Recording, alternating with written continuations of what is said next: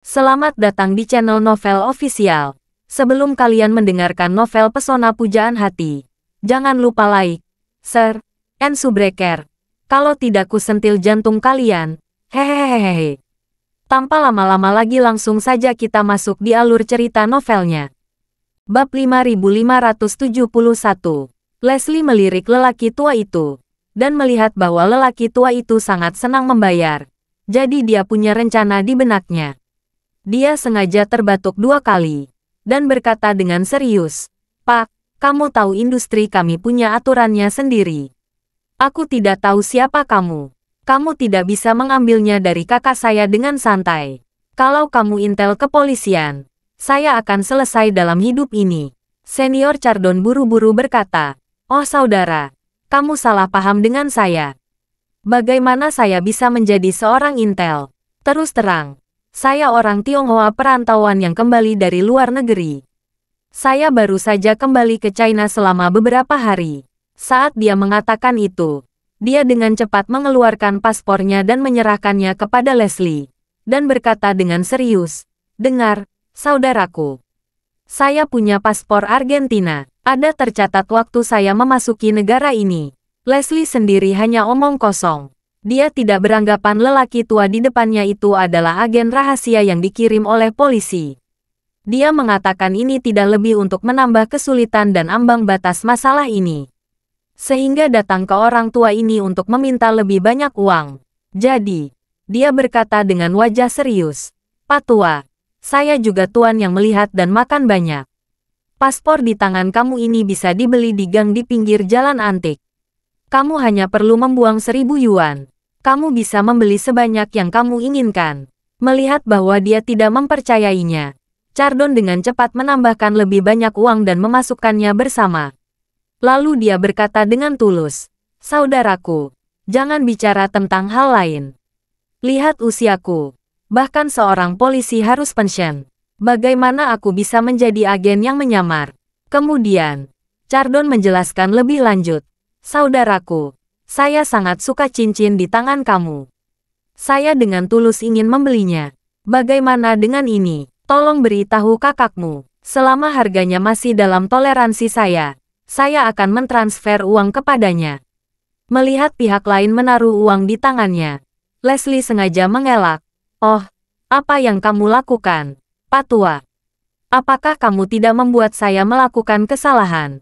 Berbalik, kakak menyalahkan saya dan mengatakan bahwa saya tidak memiliki garis bawah. Saya tidak akan bermain di masa depan.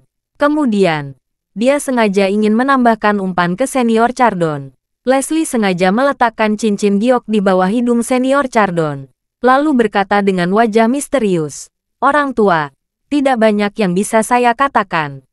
Kamu cium saja bau cincin ini.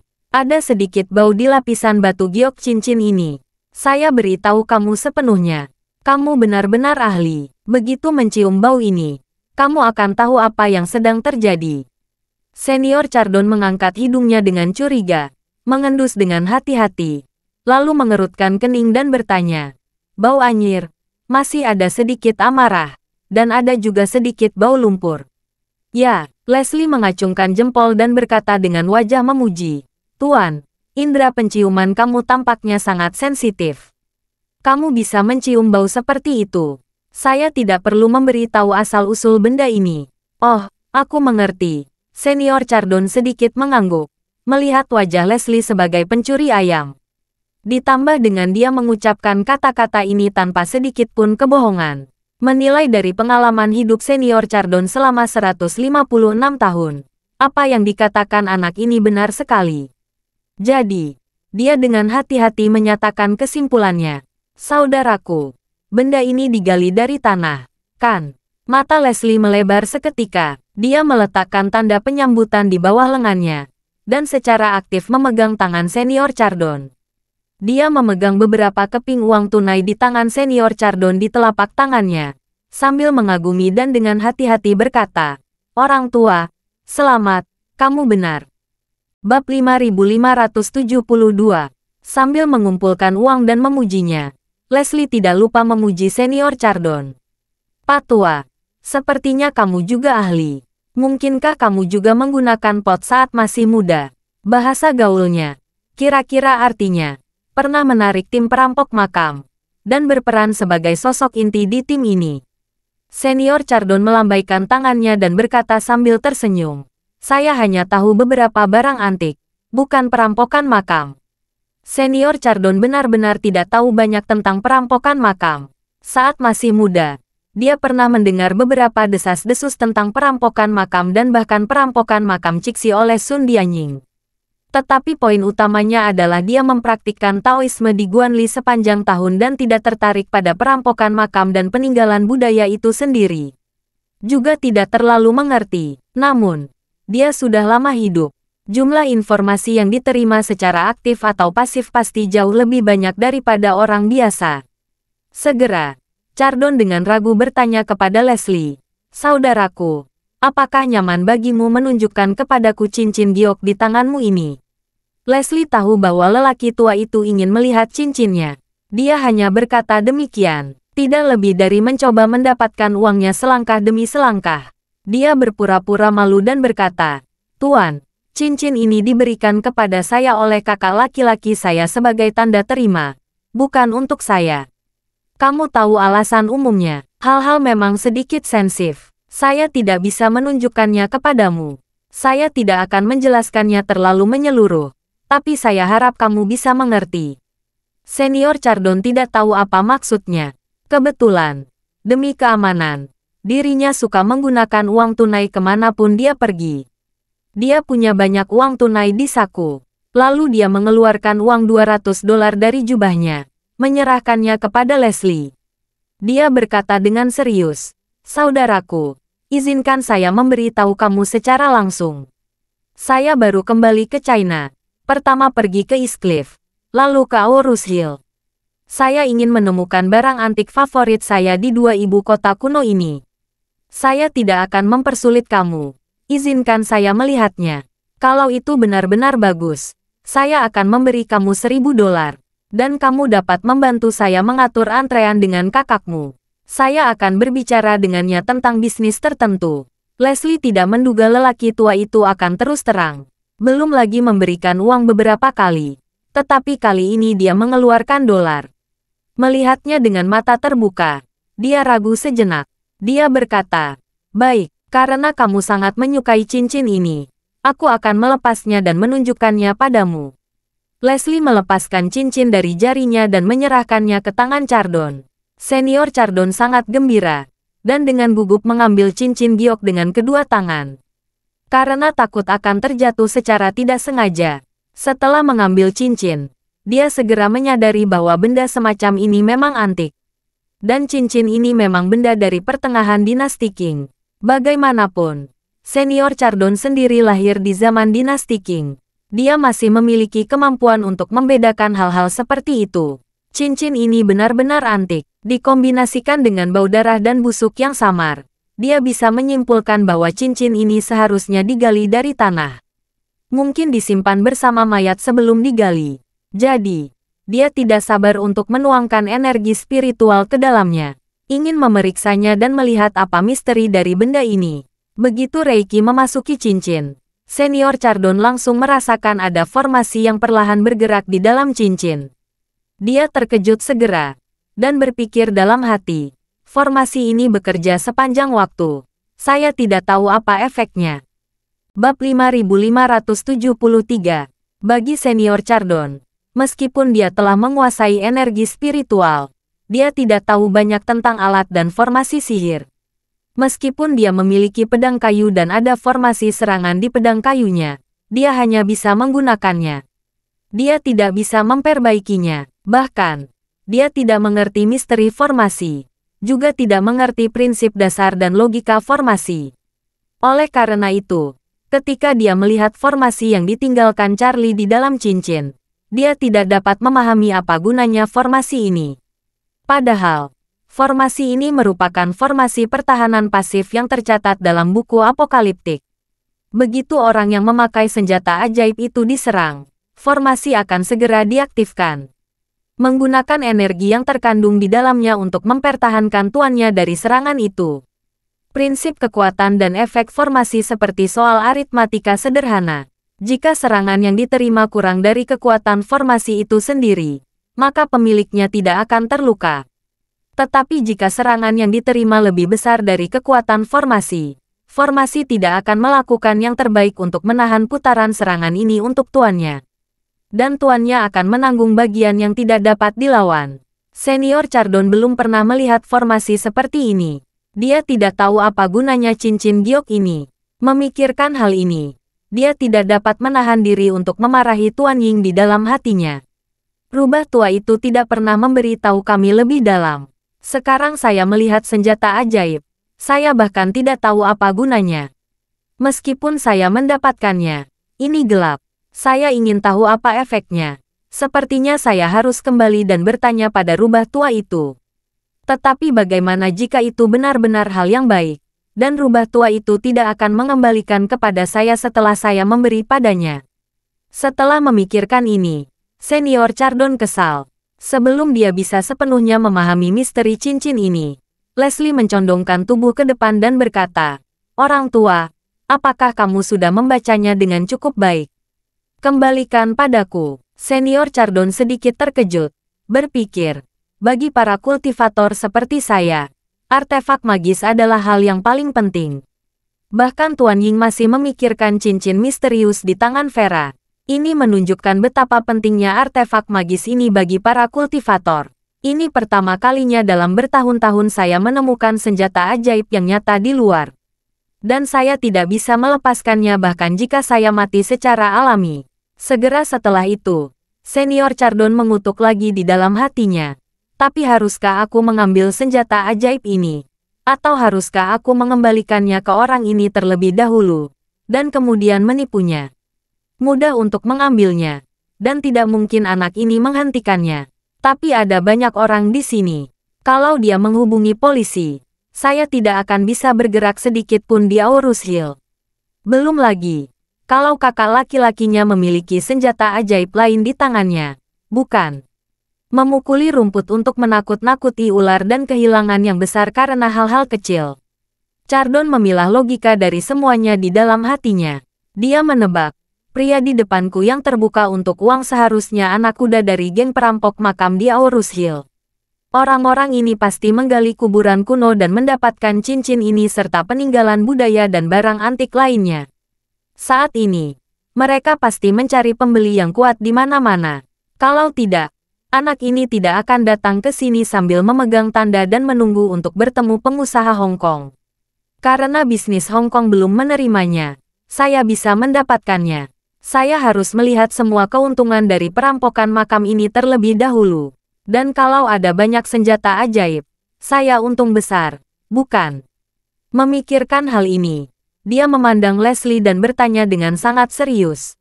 "Kakak, berapa harga jual cincin ini? Kamu bisa memberikan harga yang sebenarnya. Kalau cocok, saya akan membeli." Bab 5574. Kamu ingin membelinya? Chardon mengangguk. "Ya, saya ingin membelinya. Tolong beri saya harga untuk kerja kerasmu." Leslie sudah memikirkan penjelasan Zakari sebelum mendengar Chardon menanyakan harganya. Siapapun yang ingin membeli cincin ini, harus meminta harga setinggi langit yang 100 kali lebih tinggi dari harga pasar. Leslie tidak mengerti mengapa Zakari melakukan ini. Tetapi bagaimanapun juga, dia mengambil uang orang dan melakukan sesuatu untuk orang lain. Dia harus mengikuti aturan Zakari. Lagi pula, dia di sini untuk menjemput orang. Jadi, dia memikirkannya sebentar. Cincin giok ini harganya paling banyak 10.000. Kalau dikali 100, harganya di kisaran 1 juta. Memikirkan hal ini, dia mengulurkan 3 jari, dan berkata kepada Senior Chardon, "Kurasa benda ini berharga setidaknya 3 juta. 3 juta, Chardon sedikit mengernyit. Meskipun dia telah berlatih dalam pengasingan sepanjang tahun dan tidak sering keluar untuk melakukan tugas, dia masih memiliki gagasan yang jelas tentang apa itu 3 juta. Hanya dengan jari seperti itu, harga yang diminta memang agak terlalu gelap. Tapi untungnya, dana perkumpulan penghancuran King cukup. Jangankan beberapa juta, meski beberapa ratus juta, tidak ada artinya bagi Senior Chardon. Jadi, Dia bertanya kepada Leslie, "Kalau kamu mau, bisakah kita berdagang sekarang?" Leslie menanggapi, "Kalau kamu ingin membelinya, kamu harus menemui kakak laki-laki saya. Saya tidak dapat mengambil keputusan tentang situasi spesifiknya." Kemudian, dia bertanya kepada senior Chardon, "Tuan, harga 3 juta hanyalah harga awal. Kutipan. Dan harga terendah. Tidak ada batas atas. Kalau kamu mau menerimanya, saya akan menelepon kakak laki-laki saya untuk meminta instruksinya. Kalau jika tidak, jangan buang waktu satu sama lain." Senior Chardon mengangguk ringan dan memberikan isyarat undangan. Dia berkata, 3 juta. Saya bisa menerimanya. Leslie kaget dan tidak bisa berkata-kata. Dia berkata kepada senior Chardon dengan sangat hati-hati, "Orang tua, kamu harus meletakkan cincin itu terlebih dahulu. Kembalikan. Aku akan menelepon kakak laki-lakiku." Senior Chardon hanya bisa mengembalikan cincin itu dengan enggan. Leslie mengambil kembali cincinnya dan berjalan sedikit lebih jauh. Memastikan bahwa senior Chardon tidak dapat mendengarnya. Dia mengeluarkan ponselnya dan menelepon Zachary. Setelah panggilan tersambung, Leslie segera merendahkan suaranya dan berkata, "Kakak Evans, seseorang ingin membeli cincin yang kamu berikan kepada saya." Zachary bertanya, "Berapa dia mau membayarnya?" Leslie merendahkan suaranya dan berkata dengan suara rendah, "Saya mengatakan kepadanya bahwa tawaran minimum adalah 3 juta. Dan dia bilang dia bisa menerimanya." Zachary berteriak dan berkata, "Kalau dia bisa menerimanya, minta dia datang ke Jalan Antik. Cari saya dan berbicara langsung pada saya." "Oke." Leslie langsung setuju dan kemudian bertanya, "Saudara Evans, saya telah menghabiskan banyak waktu berbicara dengan orang tua ini. Kalau kesepakatannya benar-benar 3 juta, dapatkah kamu memberi aku pujian?" "Jangan khawatir," Zachary berkata tanpa ragu. "Tidak peduli berapa banyak transaksinya, saya akan memberi kamu hadiah 10%. "Benar-benar," hati Leslie melonjak kegirangan. "Ya, 1/10 dari 3 juta. Adalah 300.000. Dia telah bekerja sangat keras selama setahun dan tidak dapat menghasilkan banyak." Zachary berkata sambil tersenyum saat ini. "Kapan saya pernah berbohong kepada kamu? Kalau kamu masih bisa memperkenalkan pelanggan besar dan membeli barang lain dari saya akan memberi kamu 5 poin lagi." Leslie sangat gembira di dalam hatinya, dan dengan cepat berkata, "Oke saudaraku, dengan kata-katamu, aku pasti akan membodohimu." "Oh tidak, aku akan memperkenalkanmu dengan baik." Zachary mengingatkan, "Jangan menggurui berbicara tentang pelanggan. Perhatikan bandara. Pelanggan besar dari Hong Kong dapat datang kapan saja. Dia pemilik banyak uang." Bab 5575. "Jangan khawatir, Saudara Evans." Leslie berkata dengan penuh semangat, "Saya yakin saya tidak akan kehilangan rantainya." Chardon mendengarkannya. Dari percakapannya dengan Zachary, Chardon tidak mendengar adanya kekurangan, melainkan memperkuat penilaiannya sebelumnya. Dia juga sangat yakin bahwa saudara laki-laki Leslie pasti memiliki hal baik lainnya di tangannya. Mungkin ada senjata ajaib lainnya. Memikirkan hal ini, dia juga sangat bersemangat. Baginya, bisa mendapatkan senjata magis yang sama pentingnya dengan seorang pejuang yang tiba-tiba memperoleh metode mental yang lengkap. Atau pemain sepak bola yang pernah memenangkan Piala Hercules. Ini hampir merupakan karir. Itu adalah salah satu harapan tertinggi dalam hidupnya. Dan kali ini, dia mungkin bisa mendapatkan lebih banyak dari satu. Keberuntungan ini meledak begitu saja. Pada saat ini, Leslie kembali ke senior Chardon, tersenyum misterius, dan bertanya, "Orang tua, apakah kamu ingin bertemu kakak laki-laki saya?" Chardon menangkupkan tangannya dan berkata, "Tentu saja. Kakak tertua saya belum pernah bertemu orang asing. Saya hanya mengatakan bahwa saya akan memperkenalkan kamu untuk bertemu dengannya. Dia bahkan memarahiku. Berpikir bahwa aku akan berani berbicara dengan siapapun." Senior Chardon memandang Leslie. Matanya seperti elang. Jejak kemarahan dan niat membunuh muncul di mata yang tajam. Dia sudah mendengar semua percakapan di antara mereka berdua. Dia tahu bahwa Leslie sengaja mempermainkannya. dan ingin mendapatkan keuntungan darinya. Dia telah hidup selama bertahun-tahun, dan sudah lama sekali tidak ada yang berani memainkan tipuan seperti itu di depannya. Namun, Senior Chardon juga tahu bahwa seperti kata pepatah, ketidakpedulian kecil dapat menyebabkan konspirasi besar. Meskipun hatinya kesal, dia tidak boleh memarahi wajahnya ke arah Leslie karena hal ini. Bukankah alasan Leslie sangat gelisah karena dia menginginkan uang? Bagi dia, ini bukan apa-apa. Dia segera merogoh sakunya dan memasukkannya. Dia mengeluarkan semua ribuan dolar di dalamnya, menyerahkannya langsung kepada Leslie, dan berkata, "Saudara, saya telah menyatakan ketulusan saya berkali-kali. Kalau kamu tidak menunjukkan ketulusan, itu akan sangat tidak masuk akal, kan?" Leslie melihat ribuan dolar di depannya lagi. Jika dia serakah lagi saat ini, jika lelaki tua ini berbalik dan menggugat dirinya sendiri di depan Zakari, mungkin keuntungan yang dijanjikan Zakari kepadanya akan hilang. Dulu dia tidak takut dengan Zakari, namun beberapa waktu lalu Zakari mengikuti Albert. Dia takut Zakari masih berteman dengan Albert. Wajar saja dia tidak berani menyinggung perasaan Zakari. Jadi, dia buru-buru mengambil uang di bawah komandonya, dan buru-buru meminta maaf sambil tersenyum. "Orang tua, lihat apa yang kamu kata, Nak. Saya telah berbicara banyak dengan kamu, dan saya selalu sangat tulus. Kalau tidak mungkin untuk memperbaiki semuanya. Apa aku benar?" Ekspresi Senior Chardon sedikit melembut, dan dia bertanya, "Lalu bagaimana saya bisa bertemu kakakmu?" Leslie berkata tanpa ragu, "Kamu bisa naik taksi dan pergi ke jalan antik Aurus Hill. Supir pasti akan mengantarmu ke tempat itu. Setelah tiba di jalan antik, pergi ke kios tengah di dalam. Temukan seorang pria bernama Zakari Evans. Dia kakak laki-laki saya, Zakari Evans." Chardon menggumamkan sesuatu di mulutnya. Dan dia sepertinya orang yang sama dengan saudara Evans yang baru saja dia dengar di mulut Leslie. Dengan cara ini, terlihat bahwa anak ini tidak lagi mempermainkannya. Senior Chardon mengangguk, dan berkata, "Kalau begitu, saya akan pergi ke jalan antik untuk menemui Tuan Evans." Leslie berkata, "Saya sedang menunggu pengusaha Hong Kong di sini. Saya tidak bisa pergi dengan kamu. Tolong jangan pedulikan." Senior Chardon tidak repot-repot berbicara omong kosong dengannya. Sekarang dia hanya ingin menemui Zakari secepat mungkin.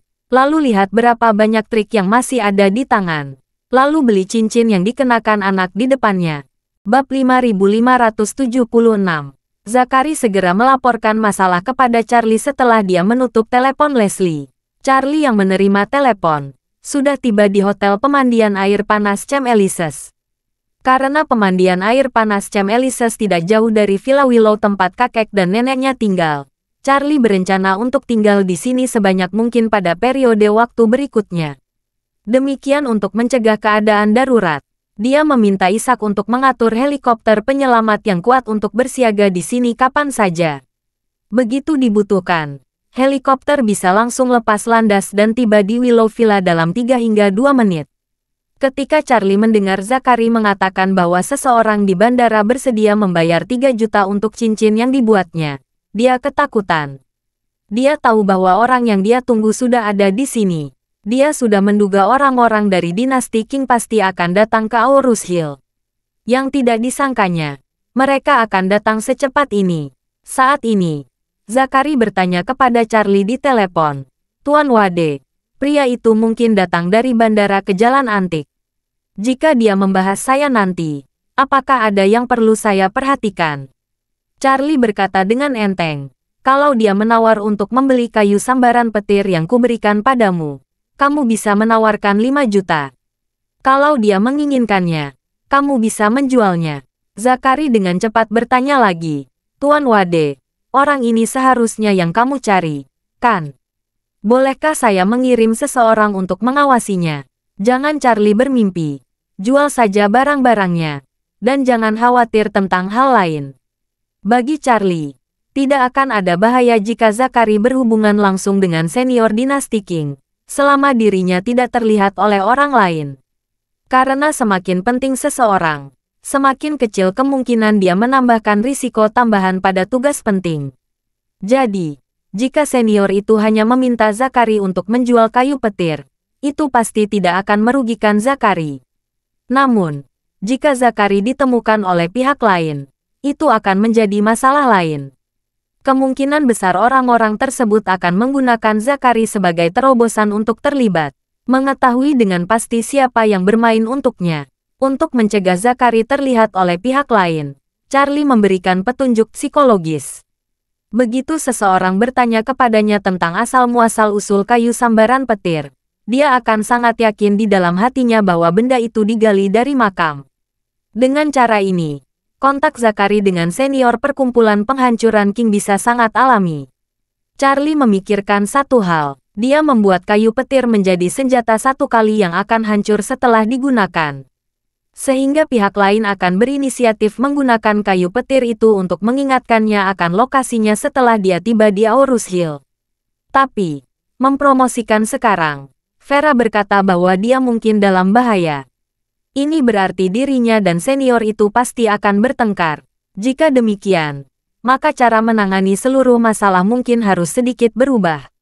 Adapun jimat petir yang disiapkan untuknya, lebih baik menyesuaikannya secara mendalam untuk klien yang datang dari jauh ini. Memikirkan hal ini, dia segera naik helikopter ke Hotel Shangri-La di daerah perkotaan.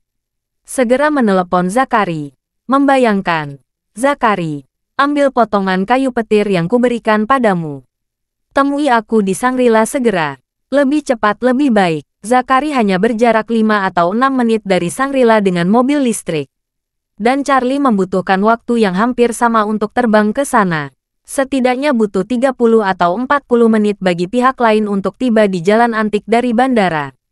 Tapi sekarang, baru beberapa menit berlalu sejak dia menanyakan informasi Zakari.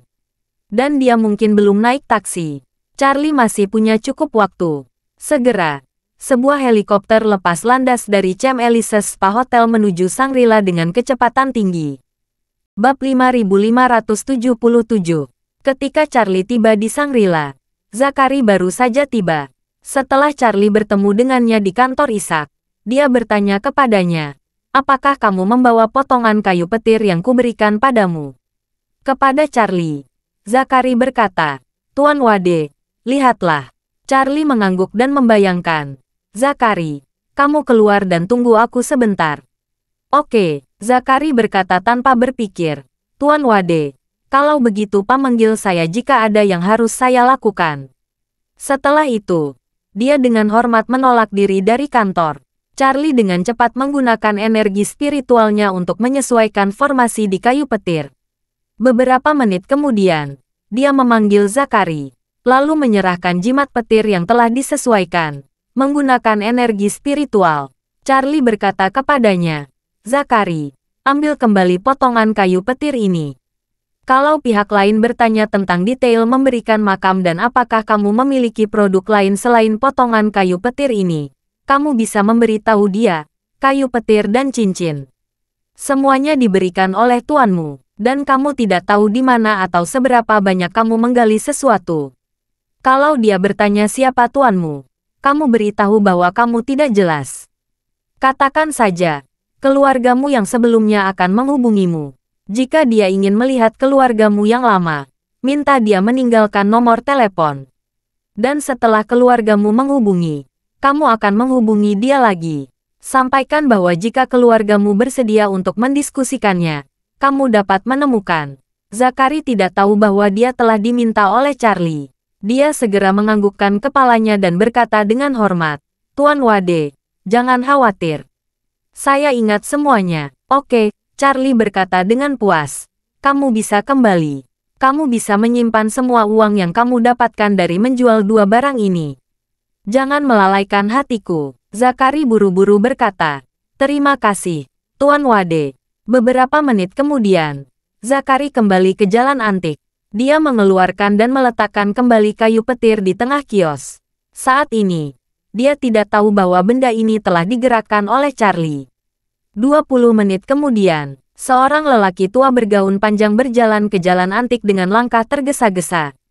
Orang ini adalah Chardon. Mengangkut taksi dari bandara ke jalan antik, dia terus mendesak pengemudi untuk mengemudi lebih cepat. Tetapi meskipun demikian, butuh waktu hampir 40 menit untuk tiba di sini. Hal pertama yang dilakukan Senior Chardon ketika dia berjalan ke jalan antik segera memeriksa fluktuasi aura di sekitarnya.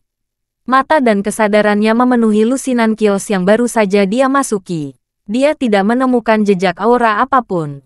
Setelah berjalan lebih dari 100 meter ke kedalaman jalan antik, dia segera menemukan bahwa tidak jauh dari situ ada rahang khusus yang hampir sama dengan cincin giok di bandara. Matanya langsung beralih ke tempat yang bergelombang. Dia melihat seorang pria parubaya dengan alis nakal dan 2 kumis berdiri di depan sebuah stan, sedang menjelaskan produk kepada seorang turis dengan fasih.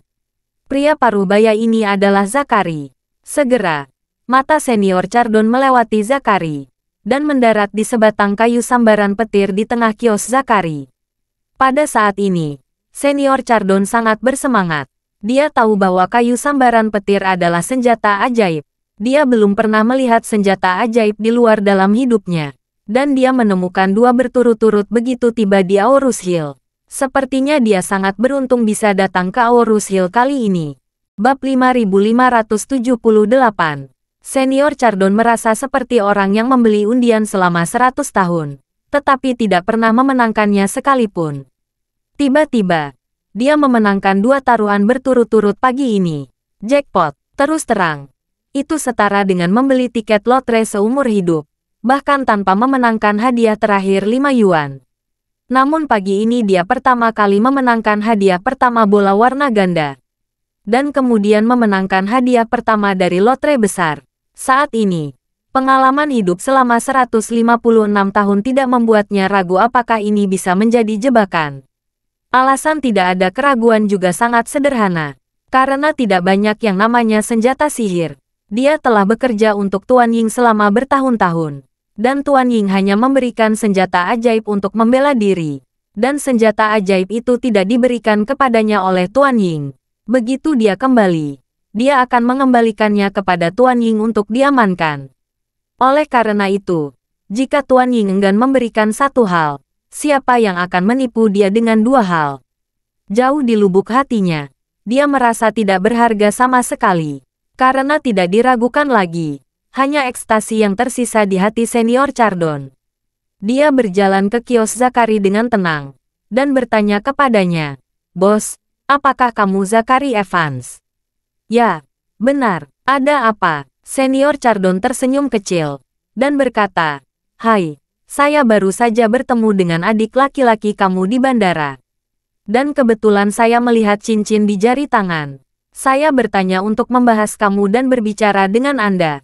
Zakari memandang Senior Chardon dengan sedikit kewaspadaan, dan berkata, "Oh, apakah kamu bersedia menghabiskan 3 juta untuk cincin itu?" "Ini aku." Chardon mengangguk dan berkata sambil tersenyum, "Saya menawar 3 juta. Tidak ada tawar-menawar lagi." Zakari bertanya dengan rasa ingin tahu, "Apakah kamu suka barang antik?" Senior Chardon berkata, "Benar. Saya sangat menyukainya." Zakari mengerutkan kening dan bertanya, "Kalau sangat menyukainya, kamu harus pasti berpengetahuan." "Benar, cincin itu tidak bernilai 3 juta. Kalau saudara laki-laki saya meminta 3 juta, apakah kamu bersedia membelinya?" "Saya pikir kamu dikirim oleh intel polisi untuk menjelaskan kepada saya, kan?" Senior Chardon tertegun sejenak. Dia telah berlatih dalam mengintai selama ini. Jadi dia tidak tahu banyak tentang harga pasar barang antik. Selain itu, dia belum pernah ke China selama 20 tahun. Dia tidak tahu banyak tentang harga China. Tapi sejujurnya, harga cincin giok dinasti Qing biasa dihargai 3 juta. Dia juga samar-samar merasa bahwa itu tampak agak keterlaluan. Dia menginginkan senjata ajaib itu, dan dia bergegas untuk mencapainya. Dia tidak membujuk dengan hati-hati. Mendengar pertanyaan retoris Zakari sekarang, dia berhenti bertanya. Terlebih lagi, dia tidak menyangka bahwa dia tidak meragukan Zakari ini. Zakari malah mencurigainya.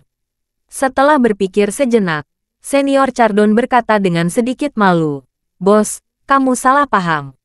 Tidak masalah jika harganya lebih tinggi untuk cincin giok." Zakari tenggelam dan berkata, "Saya pikir kamu tidak muda lagi." Bagaimana kamu bisa membuka mulut untuk berbohong? Siapa yang akan percaya apa yang kamu katakan? Di pasar barang antik, harganya sekitar 30.000 yuan. Kalau kamu menyukainya, bisakah kamu membelinya seharga 50.000 yuan? Dengan harga 3 juta, intel polisi, yang tidak mengerti barang antik sepertimu, bisa membuka mulut dan setuju. Ketika senior Chardon mendengar ini, dia terkejut. Dia tidak tahu bahwa ini adalah naskah terbaru yang diatur Charlie untuk Zakari. Dia hanya bisa menjelaskan dengan cetak dan polos. Bos, aku benar-benar tidak bodoh. Bab 5579.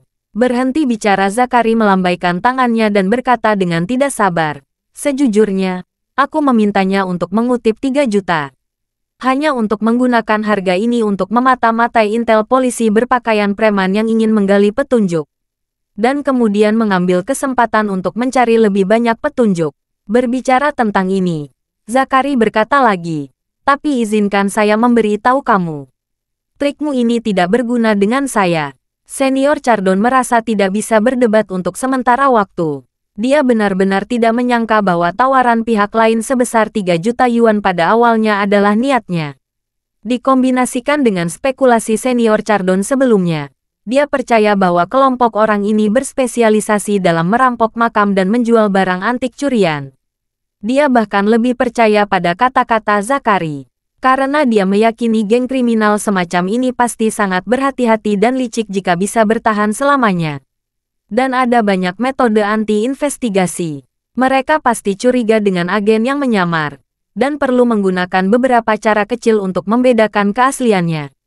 Dikombinasikan dengan struktur organisasi perkumpulan penghancuran King yang lebih ketat dan lebih hati-hati, senior Chardon hampir tidak meragukan kinerja Zakari. Dengan cara ini, dia lebih takut Zakari akan salah paham. Dia cepat-cepat berkata dengan senyum minta maaf. Bos, kamu salah paham denganku. Aku bukan intel. Aku benar-benar ingin membeli beberapa barang bagus yang aku suka. Oke. Zakari berkata dengan acuh tak acuh. Kamu bisa mengatakan apa saja.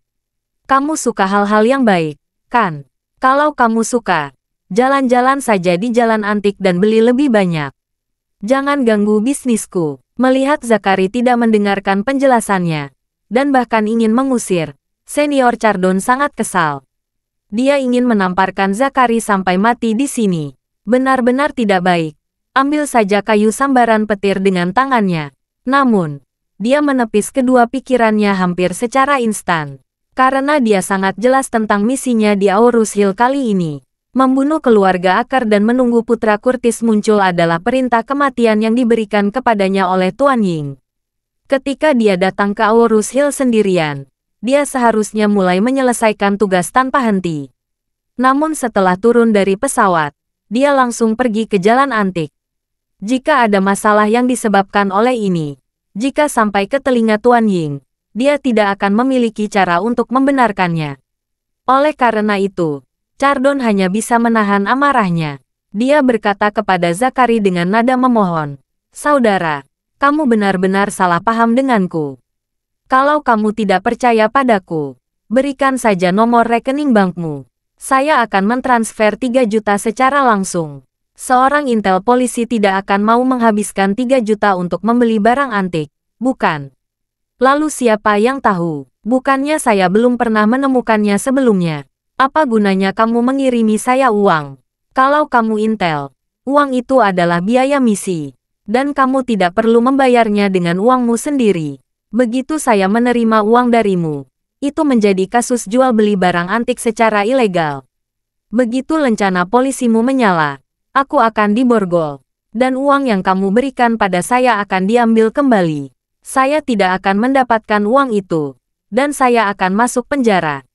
Bernyanyilah 3 atau 5 tahun di balik jeruji besi. Apa yang kamu coba lakukan terhadap saya? Kamu, bagaimana kamu tidak bisa percaya?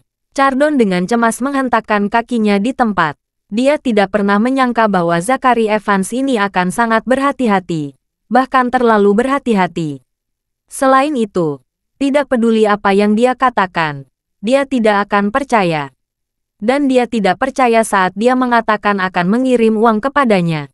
Ini sama sekali tidak memberinya kesempatan untuk menengahi. Dia mengutuk dengan marah di dalam hatinya. Sialan, jika hukum tidak penting, aku akan memenggal kepalamu. Bab 5580. Senior Chardon yang marah tidak menyadari bahwa karena amarahnya dia telah sepenuhnya mempercayai semua yang Zakari ingin dia percayai jauh di lubuk hatinya. Dia percaya bahwa Zakari adalah seorang pedagang barang antik, dan seorang pedagang barang antik yang terkait erat dengan perampokan makam. Oleh karena itu, dia juga sangat yakin bahwa kedua senjata ajaib ini adalah keberuntungannya. Dan sama sekali tidak mungkin menjadi jebakan. Pada saat ini, dia hanya memiliki satu pikiran, dan itu bagaimana membuat Zakari sialan ini percaya padanya, dan kemudian menjual senjata ajaib di tangannya. Dia hanya bisa menahan amarah di hatinya, bersabar, lalu berkata dengan sedikit kerendahan hati, "Bos, sejujurnya, aku benar-benar tidak bodoh. Kalau kamu tidak percaya padaku, aku bisa menggunakan rekening luar negeri untuk transfer uangnya." Tanda tanya, membayar dalam dolar AS, bahkan jika polisi dalam negeri benar-benar menyamar dan ingin menangkap kamu. Bahkan kalau mereka benar-benar menyiapkan jutaan dana untuk penangkapan ikan dan penegakan hukum, tidak mungkin menyiapkan rekening luar negeri dan dolar AS. Zakari mendengar ini, matanya langsung berbinar. Chardon bertanya, "Bisakah kamu jual beli dalam dolar AS?" Chardon memperingatkan, "Tetapi saat uang itu sampai di rekeningmu, kamu harus menyelesaikan sendiri valuta asing untuk menukarnya menjadi yuan." Zakari memberinya pandangan kosong. "Siapa yang kamu pandang rendah?" Seolah-olah seseorang menyita dolar AS. "Dalam bisnis kami sering berurusan dengan pembeli di luar negeri." Senior Chardon menyadari bahwa dia telah mengatakan sesuatu yang salah karena niat baik. Agar Zakari tidak keberatan dengannya, dia segera meminta maaf. "Maaf, bos, saya terlalu banyak bicara." Zakari masih berakting, dan menatap Senior Chardon dengan sangat tidak senang, dan berkata dengan nada tidak senang, "Sejujurnya, saya tidak suka mengobrol dengan orang Tionghoa perantauan seperti kamu yang kembali ke China. Kata-katamu meremehkan orang lain, seolah-olah saya belum pernah melihat apapun di dunia. Negara kita adalah kekuatan ekonomi terbesar kedua di dunia. Mengapa aku belum melihatnya? Kamu transfer sejumlah dolar. Kamu pikir saya tidak tahu bagaimana menyelesaikan pertukarannya?" Ya. Senior Chardon hanya bisa tersenyum meminta maaf, dan berkata dengan nada meminta maaf, "Ini salahku. Bisnismu sangat besar. Bagaimana mungkin kamu tidak tahu tentang penyelesaian dolar?" Seperti yang dia katakan, Chardon dengan cepat mengubah topik pembicaraan dan berkata, "Bos, mengapa kamu tidak memberi saya nomor rekening bank? Saya akan mentransfer uangnya sekarang." Zakari mengangguk dan mengingatkan, "Dolar AS, 1:6. Kamu bisa transfer 500.000 dolar. Itu sudah cukup." Senior Chardon tahu bahwa nilai tukar dari Zakari pasti salah. Zakari melebihkan 100.000 untuk dirinya. Namun Chardon tidak repot-repot mempedulikannya. Zakari sudah bersedia menerima uangnya. Baginya sudah cukup, dan dia bersemangat. Chardon segera mengeluarkan ponselnya dan berkata, "Bos, beri saya nomor rekening. Saya akan segera transfer uangnya." Zakari mengeluarkan ponselnya dan memberikan informasi rekening banknya kepada Senior Chardon. Tidak lama kemudian, Senior Chardon mentransfer 500.000 dolar AS ke Zakari dari rekening bank Swiss. Setelah Zakari memastikan bahwa uangnya telah masuk, dia segera memasang wajah tersenyum. Zakari berkata dengan riang, "Uang sudah masuk. Dari sudut pandang ini, kamu memang bukan agen rahasia polisi." Menghela napas lega, dan bahkan secara tidak sadar merasa sedikit bersalah, dan berkata tanpa daya, "Sudah kubilang dari tadi. Aku sudah sangat tua. Bagaimana mungkin menjadi agen rahasia polisi?" Zakari mengangguk, tersenyum dan berkata, "Aku tadi menyalahkanmu. Maafkan aku. Tapi kamu juga tahu, dalam bisnis kami harus berhati-hati pada para pemuda bodoh yang hanya ingin menghasilkan uang sepanjang hari dan berani untuk menjual kepada siapa saja yang membelinya. Lihat saya sudah berada di lingkaran antik Aurus Hill selama lebih dari 20 tahun. Tidak pernah membalikkan kapal. Itu semua tergantung pada pikiran yang berhati-hati. Terima kasih sudah mendengarkan cerita novel Pesona Pujaan Hati. Sampai jumpa di novel selanjutnya.